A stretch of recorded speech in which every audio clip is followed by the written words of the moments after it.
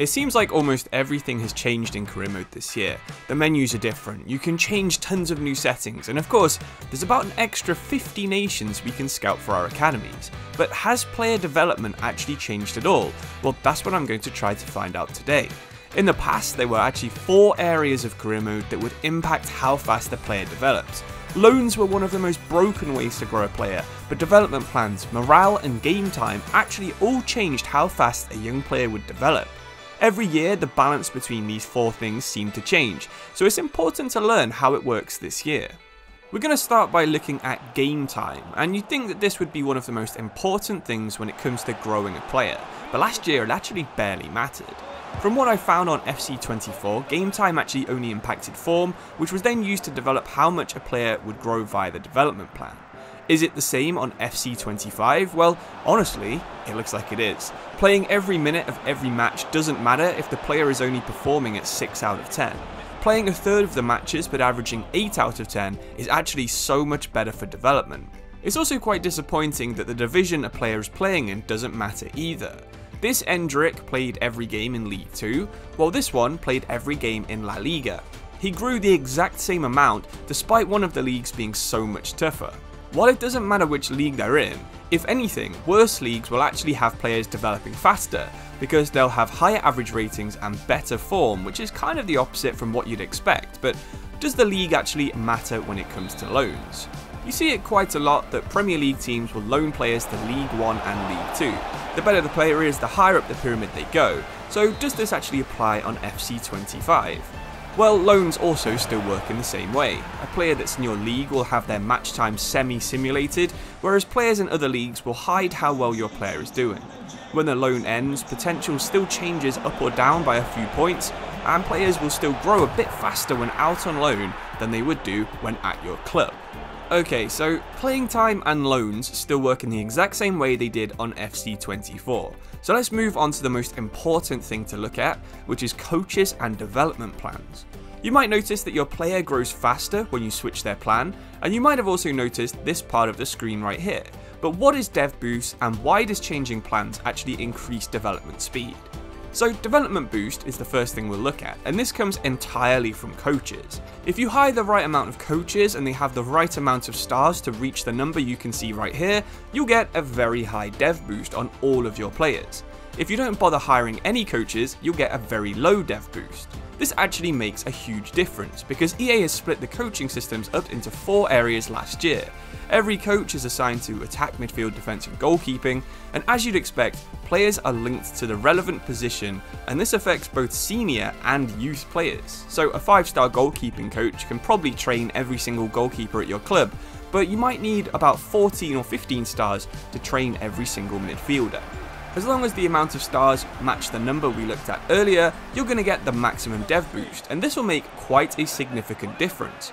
A lot of the time, it will boost the development by about 3 times versus not having any coaches. So if your players are developing really slowly, 1 or 2 points per year, and you don't have any coaches, you can probably get them to grow 4 to 6 points every single year just by investing a little bit of money.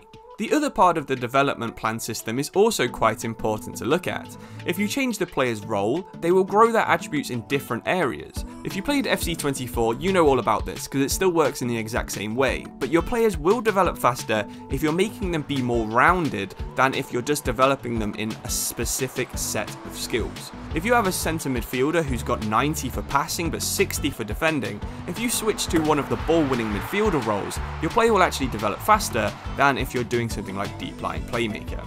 Anyway, that part of the development plans is pretty obvious and yet again worked in the exact same way as it did last year. Right, so let's now talk about youth tournaments, and surely because they were added this year, they should make some kind of difference, right? If you didn't already know, these tournaments happen 6 times a year, so every 2 months you get the chance to enter them, and you have to beat 3 AI controlled teams in the new rush mode. It's actually really fun, but I definitely recommend you turn the match timer down to about 3 minutes. Anyway, surely winning these tournaments will give some kind of boost to your players, right?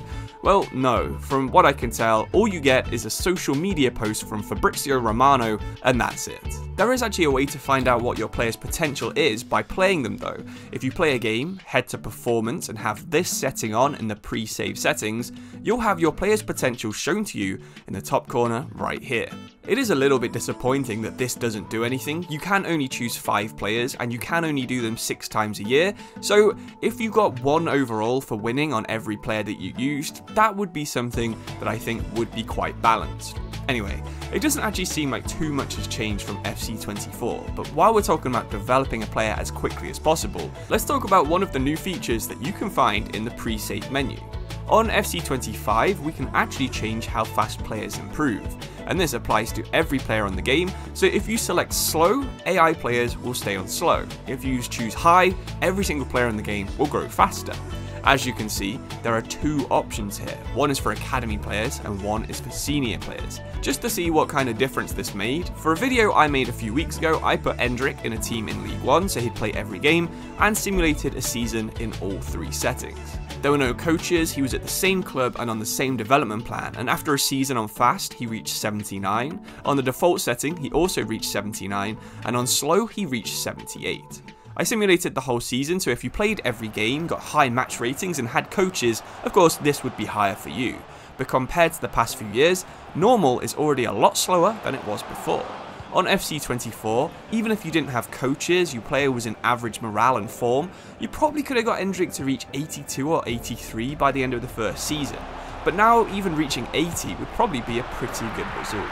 Everything you've seen in this video so far has been on the default speed, of course other than this test we've just done here. From what I can tell, loans aren't actually affected by this setting, so even if you have it on slow, you can loan your players out and they will develop at the same speed as if you have them on fast. So I guess we can finally say that the Youth Academy has a change this year. Not only does it have youth tournaments, but also we can change how fast the players develop, and it does actually work and make a difference. One of the other changes to the Youth Academy this year, other than the extra nations, is the fact you can now scout 13-year-olds. So let's talk about player age. Does it actually have an impact this year? Well, yes and no. Of course, older players will still start to regress rather than improve, and their ratings will lower, usually around the age of 31. However, the 16-year-old players actually improve faster than a 23-year-old. Well, not this year. If they're the exact same rating on every single stat, they'll improve at the same speed. Of course, in reality, this is unlikely to happen because the average 23-year-old will be higher rated than the average 16-year-old. This means they have higher stats and the attributes that matter for their position, and if you've not played FIFA for a while, you might not know that it actually takes longer to increase higher attributes now, which is a nice change from some of the older FIFA games where that wasn't the case. Players can grow taller up to the age of 16, their faces seem to slightly change up to 16 as well, but a 13-year-old doesn't actually develop any differently to a 24-year-old, which does seem a little bit strange. But then again, I suppose you can actually scout 13-year-old players that are like 60 rated, and I doubt even a 14-year-old Mbappe would have been 64 overall and able to succeed in League 2 back in 2012. So the only real change you need to know about is the development speed settings. I suppose it is kind of good that you can change this for yourself. If you think it's too fast, you can leave it on normal or put it onto slow, or if you think things are too slow, you can of course put it onto fast. One thing I'm very interested in is finding out which academy nations are the best for scouting in, and I'm actually running this experiment, and I'll have that video uploaded next week sometime, so make sure you subscribe, and why don't you leave a comment saying what you would change to the Youth Academy if you had full reins over EA's headquarters. Thank you for watching, really do appreciate it, and thank you for getting me to 100k as well very recently. I'll see you soon, cheers and goodbye.